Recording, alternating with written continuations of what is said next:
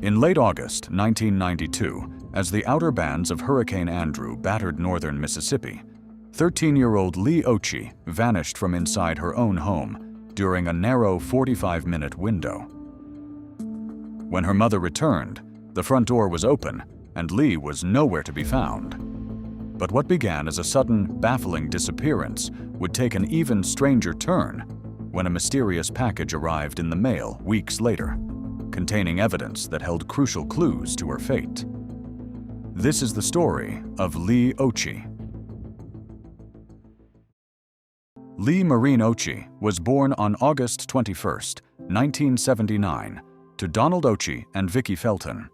Both of her parents were military service members who met in 1977 while stationed in California, and after marrying, they were transferred to Hawaii, where Leigh was born.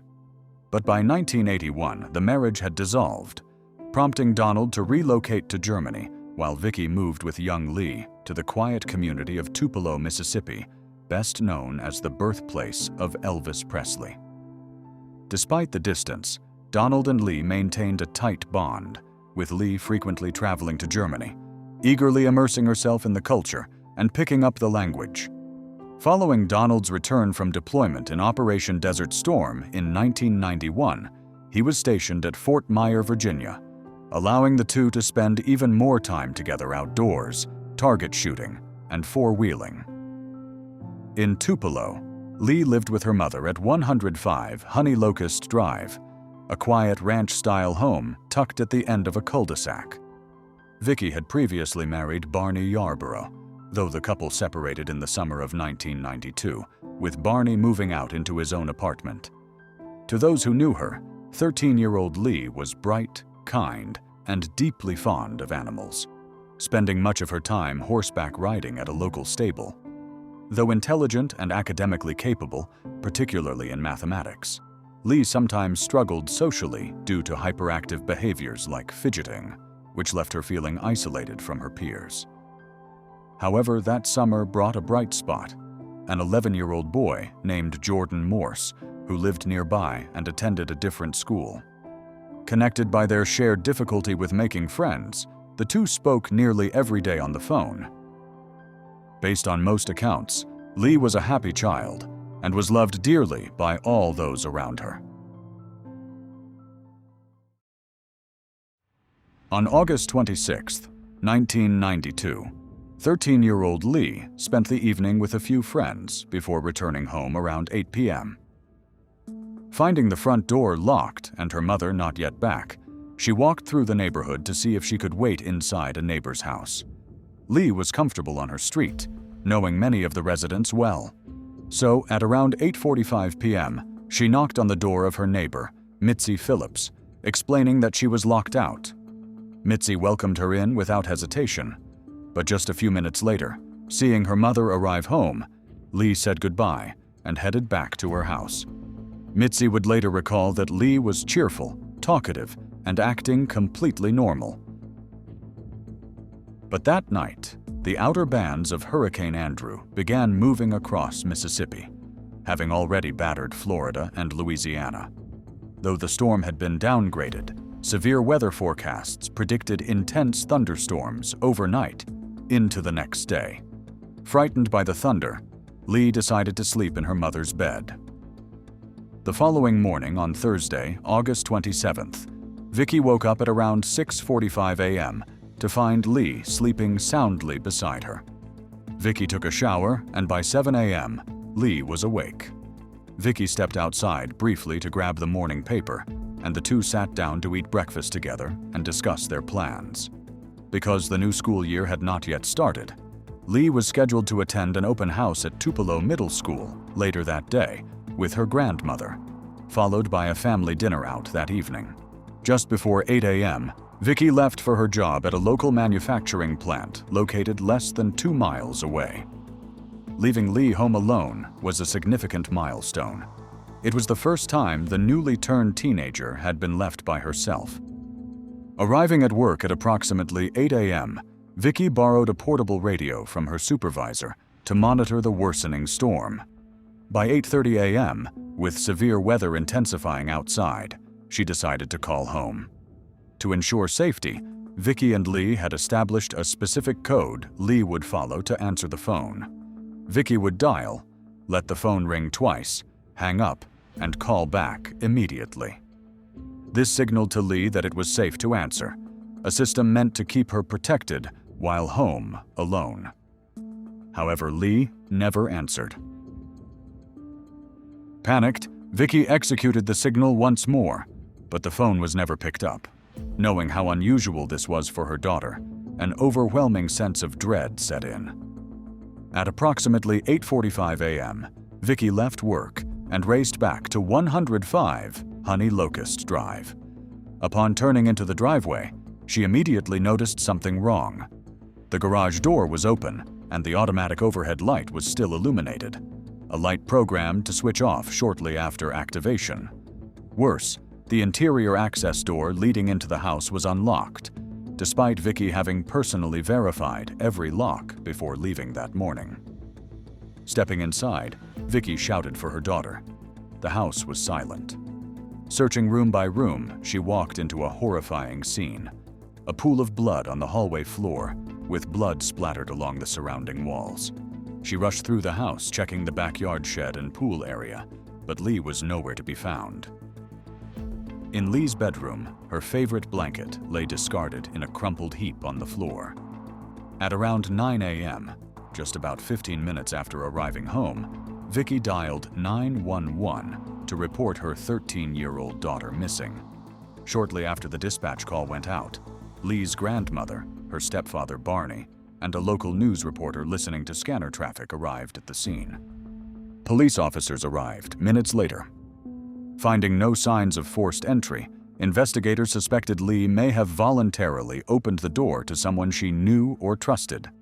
A thorough forensic search revealed a scene far more violent than initially apparent. Blood was identified in the hallway, the bathroom, on Leigh's bedroom door, and inside the master bedroom. The blood was still wet to the touch. High-velocity spatter patterns and hair strands embedded in a door frame suggested a severe head injury inflicted on someone approximately 5 feet tall. Leigh stood at 4'10". When searching the house for missing belongings, Vicky noted several specific items were gone. Leigh's shoes, underwear, a sleeping bag, and her daily eyeglasses. Inside a laundry hamper, detectives discovered Leigh's blood-stained nightgown.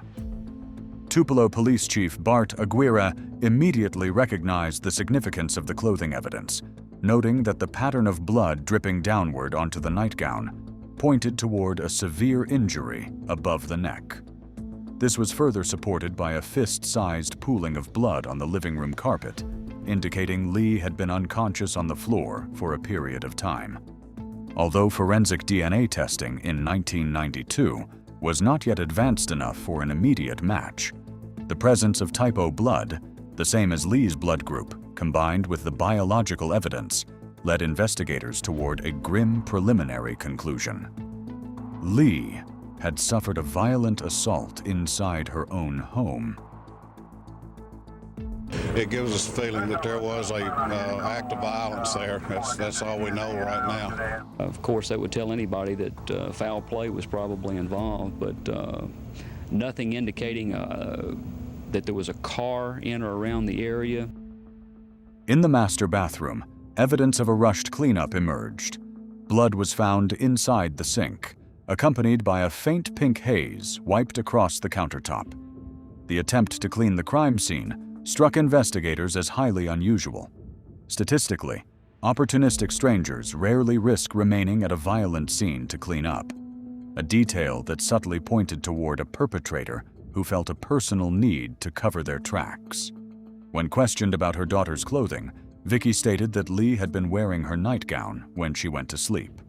However, after surveying the house, she was able to determine precisely which outfit was missing, suggesting Leigh had changed clothes before disappearing. With physical evidence strictly localized to the house, authorities were unable to verify whether Leigh had been forced away on foot or transported in a vehicle. The Tupelo Police Department quickly mobilized, launching an aggressive land search across the city. 12 patrolmen, assisted by bloodhounds, methodically combed a half-mile radius surrounding the home. Handouts were circulated, describing 13-year-old Leigh, 4'10", 95 pounds, with blonde hair and hazel eyes. Searchers combed through dense surrounding woodlands, a 10-inch drainage ditch along the property line, and an adjacent 80-acre area of dense brush and timber. However, torrential rains from Hurricane Andrew severely compromised the terrain, preventing the tracking dogs from finding or holding on to a scent trail. Detectives expanded their canvass throughout Tupelo, interviewing family members, friends, classmates, neighbors, and teachers. K-9 units were also deployed to sweep all family vehicles, but no biological hits were obtained. That afternoon, Leigh's 11-year-old boyfriend Jordan stepped off the school bus and hurried home, eagerly anticipating their daily phone call. Instead, Vicky answered the line. She gave few details regarding Leigh's absence, leaving Jordan unaware of the gravity of the situation until he saw news reports airing with his family later that evening. Surprisingly, investigators never formally interviewed the young boy, despite his routine daily contact with Leigh. By August 28th, local volunteers joined organized ground searches across West Tupelo, while state law enforcement initiated aerial flyovers. 1 week after the disappearance, a $1,000 reward was posted for information leading to Leigh's whereabouts. 2 weeks into the investigation, as the reward was doubled to $2,000, detectives officially sealed off the Honey Locust Drive home as a crime scene, a delayed decision that raised eyebrows given the extensive blood evidence present on day one. Frustrated by the lack of progress, Vicky hired a private investigator and placed ads in local newspapers appealing for leads. And on September 1st, Police Chief Billy White established a dedicated 4-officer task force tasked exclusively with handling Leigh's disappearance. 5 days later, on September 6th, Donald Occhi secured emergency administrative leave from the military and arrived in Tupelo, dedicating the month to searching for his missing daughter. Upon his arrival, Donald Occhi expressed growing concern over how the situation had initially been framed. According to Donald, Vicky had downplayed the circumstances, leading him to believe Leigh had simply run away. It was only after landing in Tupelo that he grasped the full, horrific reality of the crime scene. Troubled by the communication delay, Donald turned his focus toward Vicky, a suspicion echoing whispering locals who urged him to look closer at Leigh's mother. And from the moment he saw the crime scene evidence, a devastated Donald believed his daughter was dead, having suffered a fatal beating inside the home. The quiet community of Tupelo found itself thrust into a media firestorm. It was an idyllic small town where residents rarely locked their doors, defined by a close-knit, trusting atmosphere. Daily Journal reporter Rick Hammond captured the community's anxiety, noting that locals desperately wanted reassurance that a predator hadn't simply targeted a child in her own home. As fear hung over the city, potential leads began trickling in. Approximately 8 days after the disappearance, an employee at a McDonald's in Boonville, roughly 30 miles north of Tupelo, reported seeing a young girl resembling Leigh inside a blue pickup truck in the drive-thru. Police acted swiftly on the tip, but investigative follow-ups ultimately ruled it out as a false alarm.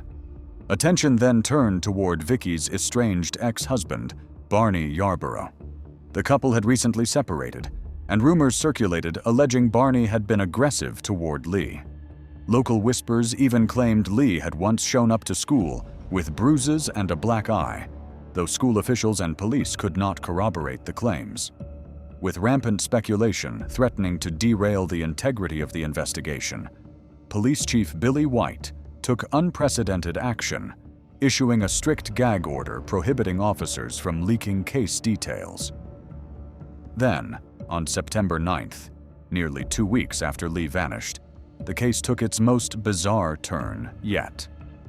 A padded 8-inch envelope arrived in the mail at 105 Honey Locust Drive. Intriguingly, the package was addressed not to Vicky, but to her ex-husband, Barney Yarborough. with the return address listed as the residence itself. The envelope contained a notable detail. The word honey in the street name had been misspelled.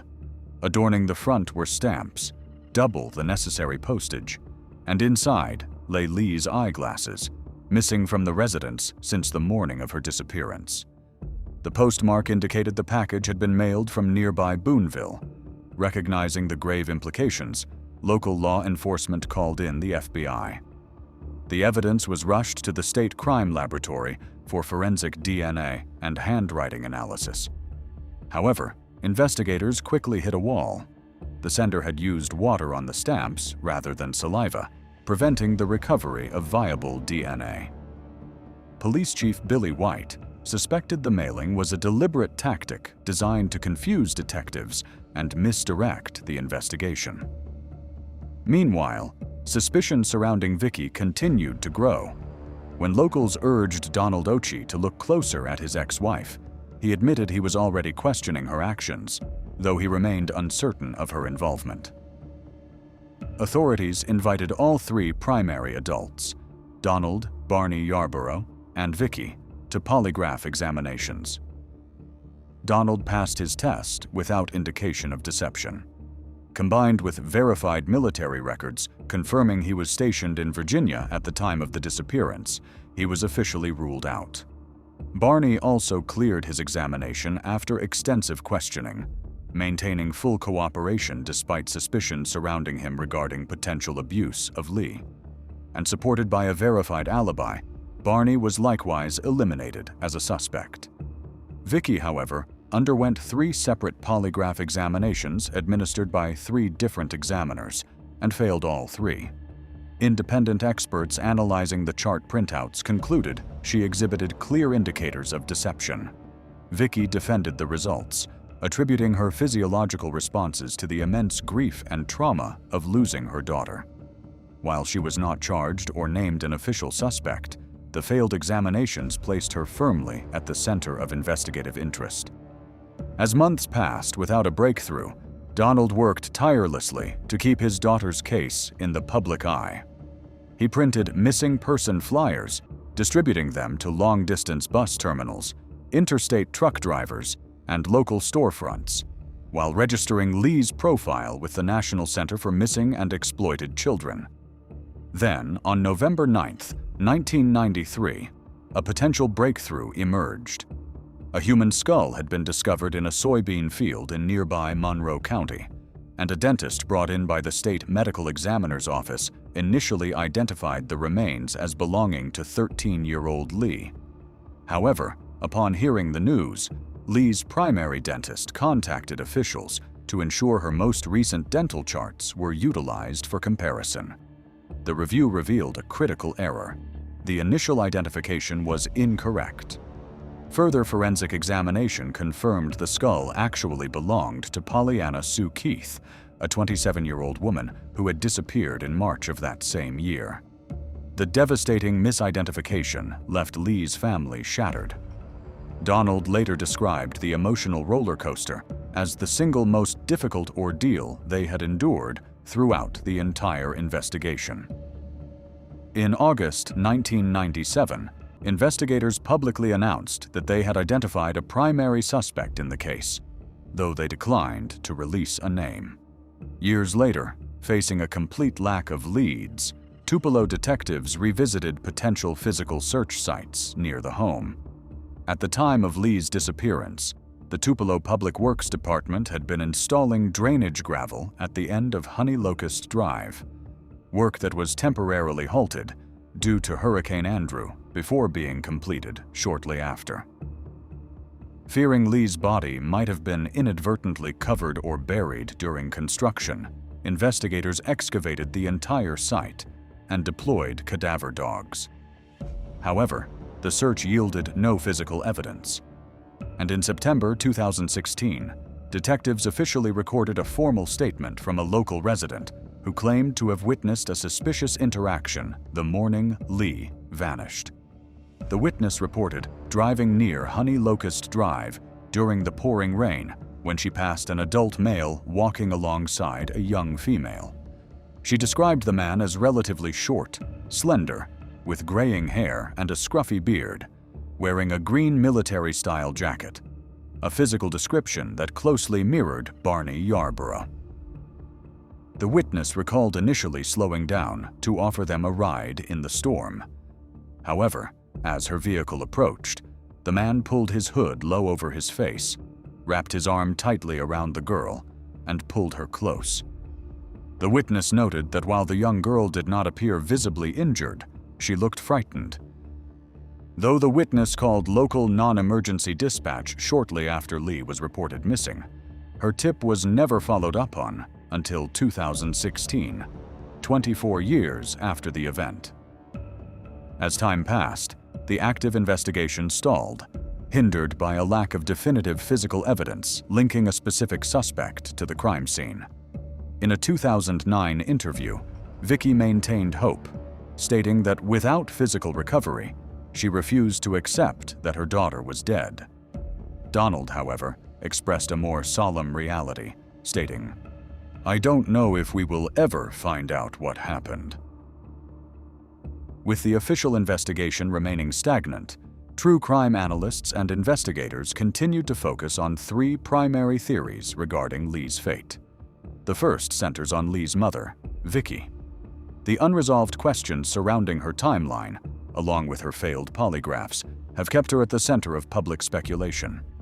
Former Police Chief Bart Aguirre addressed these lingering doubts, stating, "You still can't eliminate her. There are still too many unanswered questions for Vicki. I don't know if that is unusual for somebody to go off to work and say, 'Well, I just left Leigh, but I'm going to call and check on her.' Why check on her that soon after she just left her?" Adding to the suspicion were long-standing rumors surrounding Leigh's home life. Former classmates recalled instances where Leigh arrived at school unusually somber, occasionally bearing visible injuries. On one occasion, Leigh showed up with a black eye and facial bruising, brushing it off as an accidental blow while working around horses at the local stables. I mean, she would talk to me like she would talk to anybody. It's like she would talk to another girl or another guy. One thing I remember talking about is when she would come and get on the bus with the bruises on her legs. And that's when she was sitting on the bus with me and I would see them on her legs. She wear like a dress or shorts. I'm like, "What happened?" And she'd always say, "Oh, I fell," or "Want them to this," something like that, to that nature. But I always felt like it was something different, like there was something at home that was going on. And she got on the bus one time with a big black eye. I'm like, "What happened?" Like, "A horse kicked me." Then all of a sudden, I was like, "A horse kicked you?" The whole side of her face about black and blue. Everybody wants to know what happened. I just remember the teachers looking, like talking, but I just don't remember anybody doing anything about it. But that was coming after the bruises here, bruises here, bruises here, bruises here, and like, I'm like, I know these teachers see this, like this. I just feel like, man, like I was a kid then. If I knew what I knew now, I'd have called the police myself, you know. She always had an excuse for it. She had reasons, and the horse, when she had the big black eye, when she said the horse kicked her, that threw everybody off, all the classmates, like, nah. And that's when everybody was like, something's up, something's happening. You would think that's when the police would have came and been asking questions on campus. That's when social workers would have been there. That wasn't the case, and then she disappeared, boom. If you had anybody in the class that knew her, almost everybody did. They knew whatever happened at home. Nothing but good things to say about her. She was a sweet kid. She was loving. She never had she never did anything to deserve an enemy. I mean, she had a lot of black friends. She had a lot of white friends. She was just an all-around angel. I just put it like that. She was my angel. She was an angel. Another classmate recounted a troubling interaction on the playground, where Leigh was seen eating wild berries. When warned that they might be toxic, Leigh allegedly responded that she didn't care and expressed a desire to die. Though referred to a school counselor afterward, Leigh brushed off the comment, insisting it was merely a joke. Beyond the home environment, investigators scrutinizing Vicki noted several behavioral red flags and timeline inconsistencies. During initial interviews, detectives described her as aloof and uncooperative. Questions also centered on her actions the morning of August 27th. Having arrived at work around 8, Vicki called home just shortly later at 8:30, an unusually brief window. Furthermore, the existence of an established multi-ring signal code seemed to contradict the claim that Leigh had never been left unattended before. Questions were also raised regarding the timeline after Vicky returned home. Despite encountering an open garage and blood pool inside the residence, 15 minutes elapsed before she placed the 911 call. Additionally, detectives found it notable that Vicky could immediately identify the exact missing outfit Leigh had changed into, even though Leigh had been wearing her nightgown when Vicky left for work. Donald Occhi voiced similar misgivings regarding his ex-wife's demeanor. When Vicky contacted him 2 days after the disappearance, Donald claimed she presented the situation as a routine runaway case, entirely omitting the violent nature of the crime scene. It was only upon arriving in Tupelo and seeing the blood evidence that Donald realized the true severity of the situation. He noted that Vicky seemed guarded, unforthcoming, and showed little visible emotion throughout the initial search. Is the other side of the family, meaning Leigh's mother and stepfather, are they going to join you all in any of these searches? Have you heard? Not that I'm aware of. If they do, it's going to be a surprise to me. Vicky, however, has steadfastly maintained her innocence, dismissing public scrutiny and emphasizing that her sole focus remained on uncovering the truth behind her daughter's disappearance. Please go out and search your property, have your neighbors and friends go search their property so that we can find my daughter. Leigh, if you're out there and you can see this, please contact us. No matter what, just please let us know if you're all right. The second theory focuses on Leigh's stepfather, Barney Yarborough. Beyond neighborhood rumors, a family friend alleged that Barney had previously demonstrated physical aggression. The friend also claimed Leigh admitted to being locked out of the house as punishment and expressed genuine fear of her stepfather. And although Barney seemed to match the description of the eyewitness who saw a man and woman walking outside in the rain, Barney had maintained an alibi. The third theory, and the one strongly advocated by Vicky, pointed toward an acquaintance rather than a family member. Firm in her belief that Leigh would never open the door to a stranger, Vicky identified a suspect who lived just a mile away: Oscar McKinley Kearns, a local Bible school teacher who shared Leigh's love of horses at the Thomas Street stables. In May 1993, just 9 months after Leigh vanished, Kearns abducted a 15-year-old girl he met through church. Arriving at her home around 7 a.m., under the guise of driving her to school, he took the teenager to a secluded area in DeSoto County and sexually assaulted her. After being dropped off at school, the victim immediately reported him. Kearns was convicted and sentenced to 24 years, but only served under 4 before being released. And in 1999, he was convicted again for kidnapping and assaulting a couple. According to Vicky, Kearns began acting erratically around the time of Leigh's disappearance, avoiding eye contact and uncharacteristically showing up at their home unannounced. Because Leigh knew Kearns from the stables, investigators considered whether she might have willingly let him inside. However, whenever Tupelo police and the FBI attempted to interview Kearns, he invoked his right to counsel and refused polygraph testing, taking any potential answers to his grave when he passed in May 2021. Decades later, the search for answers remains active. In January 2025, the Mississippi Bureau of Investigation Cold Case Unit, alongside the Tupelo Police Department and the FBI, executed a fresh search near Leigh's former home on Honey Locust Drive, excavating land near the drainage ditch at the end of the cul-de-sac. I'm off of North Foster Drive next to this drainage ditch here, and we're going to go ahead and get right into it, and I'm going to zoom in on what we're seeing right here. So what you're seeing coming towards me right now is a crime scene unit vehicle. You can see a crane right there, and on top of that, you can see people digging by this drainage ditch. Now, plenty of law enforcement vehicles, some people walking around wearing shirts that indicate that they are with FBI or MBI. That is the Mississippi Bureau of Investigation. We've also seen dogs that appear to be looking for something. What that something is, we don't know right now. Law enforcement is not saying, but what we can say is that heavy law enforcement presence is next to the home where Leigh Occhi lived. She's the 13-year-old girl who disappeared from her home in late August of 1992. This teenager has not been seen since. Her parents late last year went to court and had her declared legally dead. Tupelo police have never closed this case. Tell us that, in your estimation, is her body there? From what we know, investigators are still searching the house. So. The house? Or the property. The property. That would include the ditch, backyard, everything.